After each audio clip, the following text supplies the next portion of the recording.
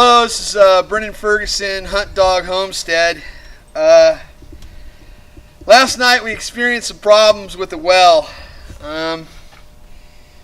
We had it lock up, lost all pressure in the house, lost all pressure to the pump, lost all pressure to the pressure tank.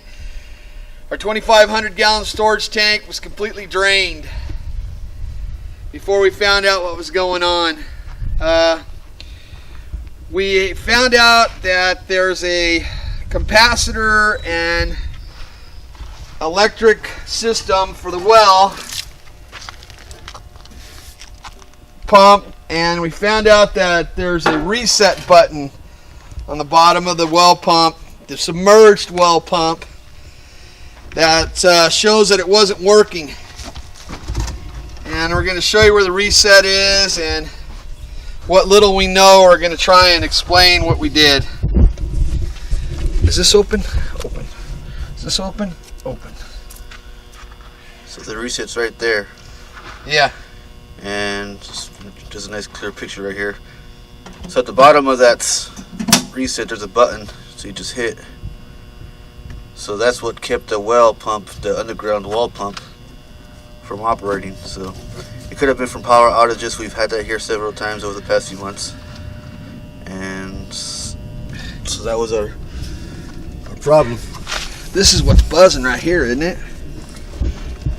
Something. I wonder if that's normal.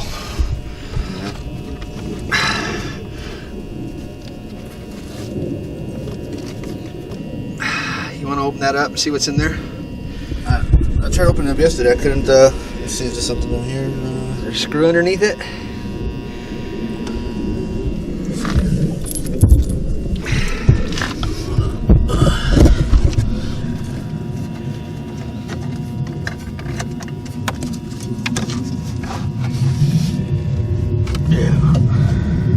Flat?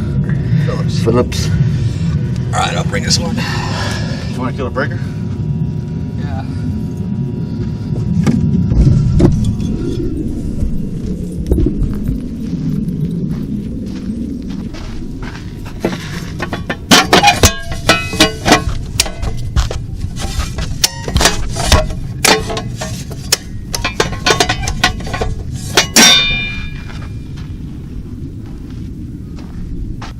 I'm gonna go ahead and let's see. That should be fine. So just Okay,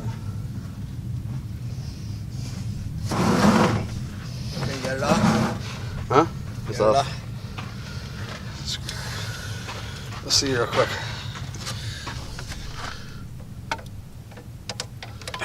It's all off. Where's our breaker? Yeah. Over there. I just turned all the breakers off. The well and the underground. Okay. Alright, there you go.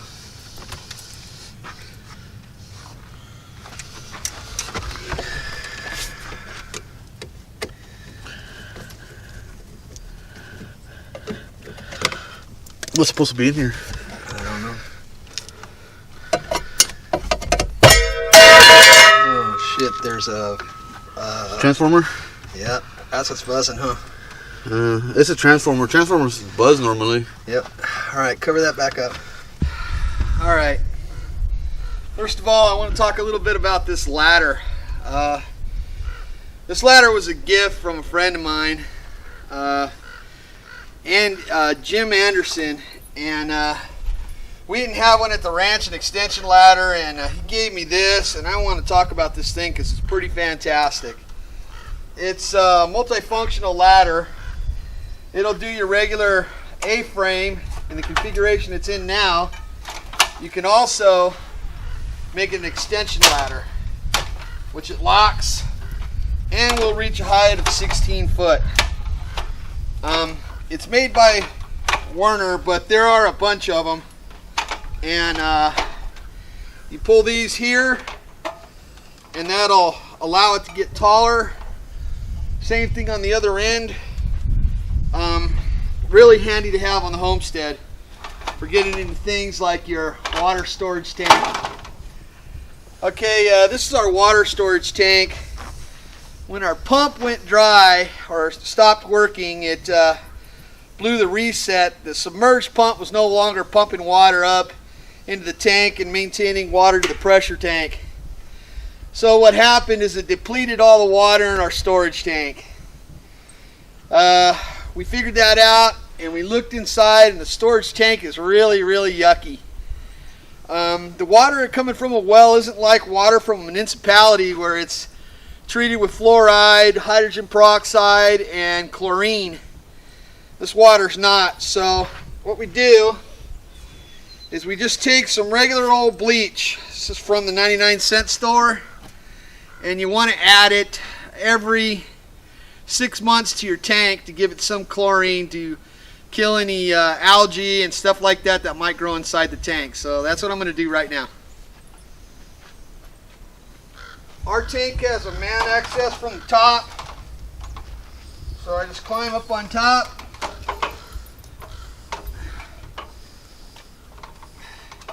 This pipe right here is a breather, so that water can enter and leave the tank without creating suction or pressure.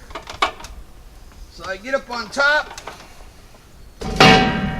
pull the manway off, and boy, oh boy, do we have some pond water.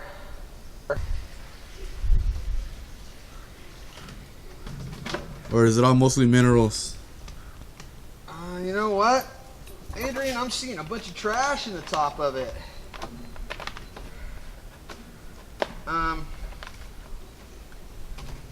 God damn, dude, it's got a lot of trash in it.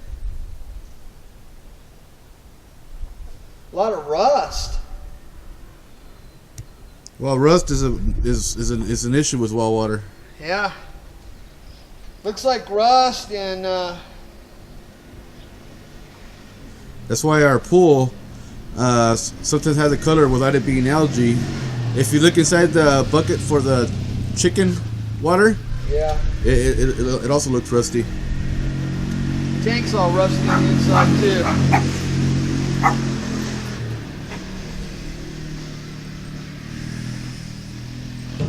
So place the cap. Bleach is in there, and there we go. I put in about a half a gallon.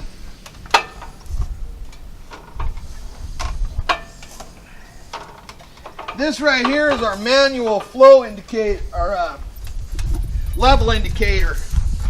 It's got a float inside and it's hooked to a cable. So what you do is you reverse it. When this indicator's down low, the tank is full. When the indicator, as you see, slides up, when the float level goes down, it'll go up. So if your float indicator, your manual float indicator, is on the is up high, that means your tank is low. If it's down low, that means your tank is higher at capacity. And I could bind up also, which that's what we thought it was full, until I tapped it and it went whoop. This right here is a level indicator for the pump. It's an electronic level indicator. There's two inside, one on the low side about right around this line right here, about 2 feet off the bottom, and the other is right up top, just below the vent. And it sends a signal to the pump, letting the pump know that the tank is out of water.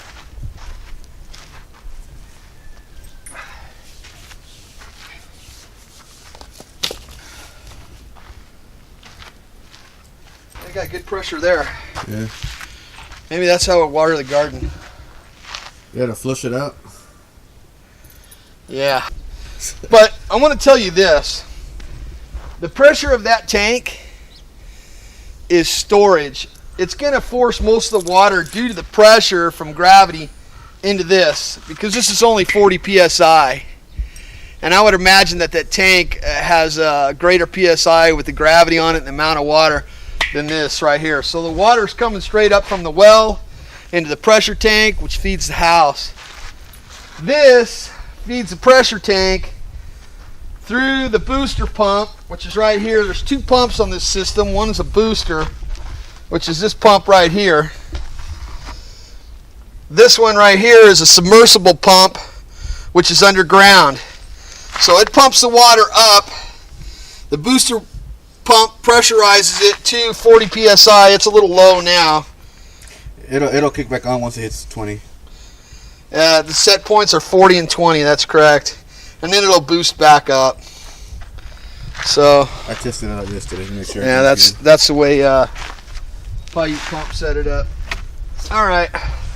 Well, that's set up by that switch right there. Yeah. That switch has a low pressure pump, which is 20 psi. Yeah. I know it can be adjusted higher. That's why I wouldn't stay on when I was trying to turn on low pressure, because there was no water going in. Because there was no water coming from the well, there was no water here. So that's why I wasn't building pressure, because there was no incoming water. Damn. Because again, the reason I knew that is because I turned this off right here. I closed this right here, which feeds off to the rest of the property. Right. So it's literally just a pressure tank that I was trying to fill up, and at this point, it would be easy to bleed with this. Yeah, that's good too, huh? Yeah, it would be a good bleed. It would be bleeding with that. So I knew it wasn't an air issue because I isolated it. So I knew there was no water coming in. And when I was opening this up right here, I could hear the squeakiness from the valve. I can hear it echoing inside. So I knew that was. But again, this right here was showing full like it was right now. But as soon as I moved it, it just swung right up. So I think later on maybe I could get like a greasy rag or something and oiling that up so it can slide smoother. Well, it goes down in the water. I think we'll use wax. We'll put paraffin on it or beeswax. You know what I'm thinking? I'm thinking we need to put a air relief on that and leave it on. I got the I don't know how that works. equipment to do it. I've got the equipment to do it. But again, yesterday when I was trying to build up pressure and there was no water, I knew I was running a risk, but I was like, man, I mean, I gotta build up pressure, and then this just kind of made a big explosion noise and metal sounding crashing, and I thought I burnt it out and broke it, and so I was already thinking crazy expensive repairs. And then luckily, you go on YouTube just like you guys are now, and you learn what could be issues. And what I found out was over here you got your start and root capacitor. So that's a big that's actually a big culprit right there, the starting capacitor. Right. So I was looking into that. I was looking into replacing that. But luckily that wasn't even the case. It was just a simple push button for the overload circuit right there. And as soon as I did that, it worked. This is all fucked up. And just to mention, another problem here sometimes too is contacts. You periodically have to go in here with sandpaper and clean that. Of course, always make sure you got power off. That's a cool shirt you got there. Thank you very much. The ground's a little bent up here, so I'm going to try and straighten it and reposition it for better contact.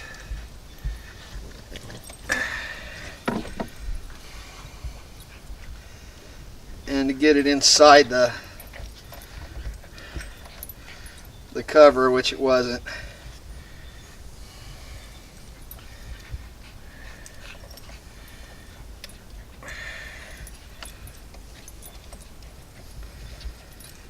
First of all, before you work on these pumps or any electricity, it is advised that you turn the power off at the circuit breaker, which is what we did.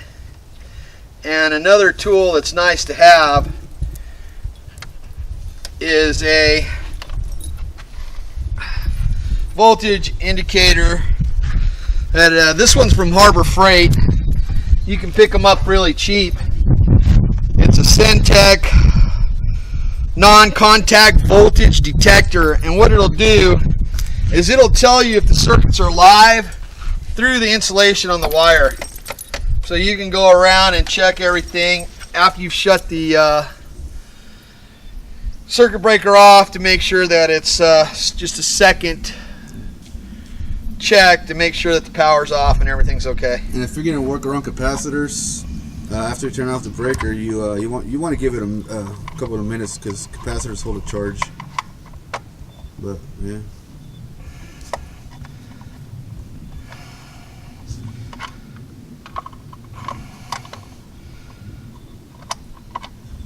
So is getting zapped by 240 noticeably worse than 120? Yeah. I've been zapped by 120 and it sucks. Yeah, 240 is it's an awakening.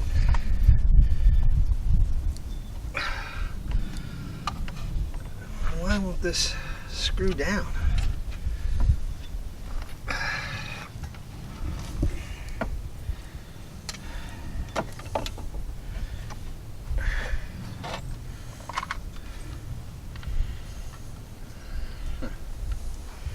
Well, that thing is all chewed up, bit up, screwed up.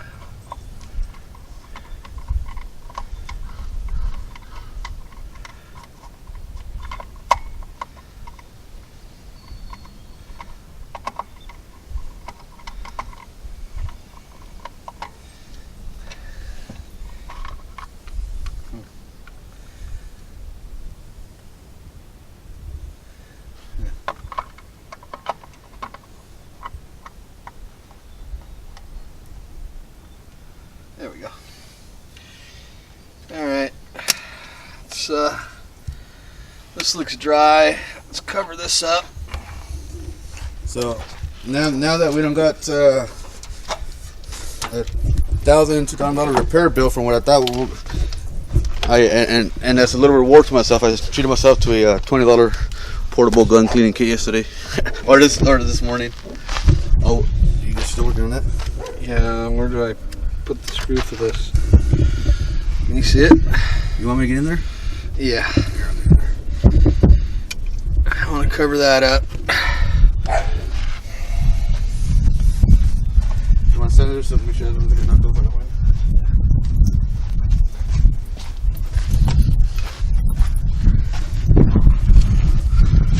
Where's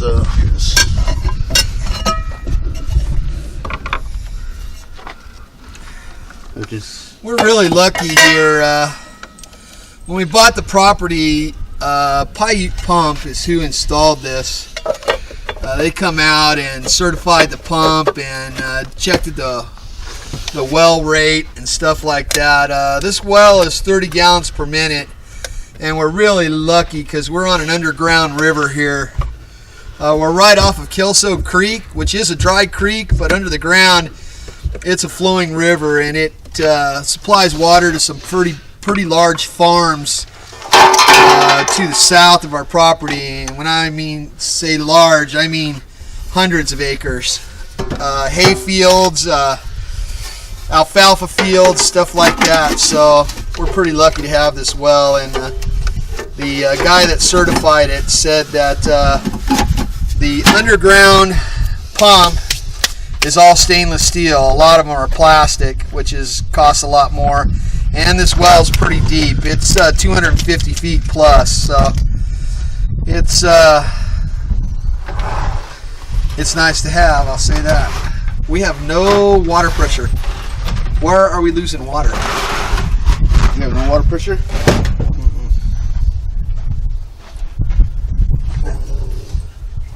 Something's on. You want to fire it up real quick? Hit the breakers and fire this thing up. Mm-hmm.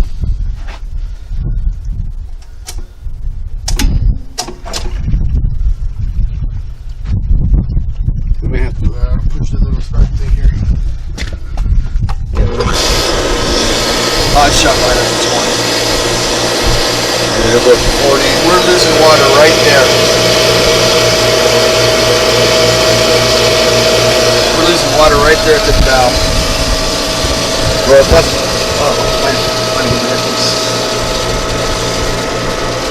That's where we're losing water. Is that where we're losing water pressure? That's better than this underground.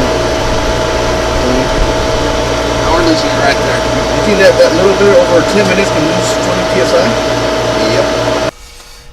Yeah, what I'm doing is I'm gonna put a pressure valve on here, and then I'm gonna make a bleed from the inside, but instead of allowing the water to bleed off inside the pump house, I'm gonna make a small hole and run a 1/4 inch line to the outside on the ground, I think it's a good idea to maintain as much dryness in here as you can to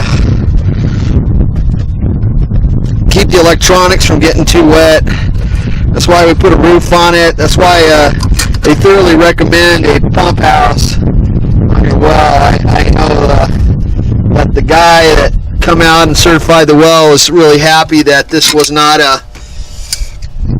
the roof was not fixed on this or hinged, that we can just take it off because it's easy to work on, but it's also keeps everything dry in here. You also on this line right here, it'll need to be insulated, and you want to kind of slope it down so that the water drains out. You just see the water run out of it. We don't want it to hold water because if it gets cold, it could freeze and split it.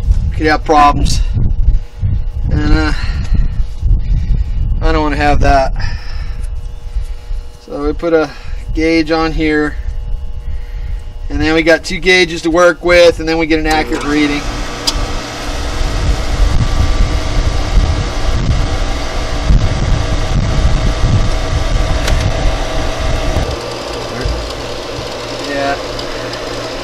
Okay, we just made a drain for the booster pump. Put a gauge on it. This drain is going to allow us to bleed out air or anything, but no longer is it going to bleed into the inside of the pump house. This 1/4-inch tubing takes it outside the pump house and drains it on the ground where that hole is. Comes out pretty forceful. So that's what we did there. Little improvement, and we're ready to close her up. Pump maintenance is done. Hold on. All right, go. All right, we did a little pump maintenance because we had a breakdown the other day and it drained our tank. We got the pump going. We refilled the tank. Put a bleed valve to the outside of the pump house, fixed some small leaks on the valve packings and stuff like that just by tightening the valve packings up, and she's working great again. So we're gonna put the lid on. The lid just fits over the top so that I can access the pump house, and it just closes right up. So there we go. That's all.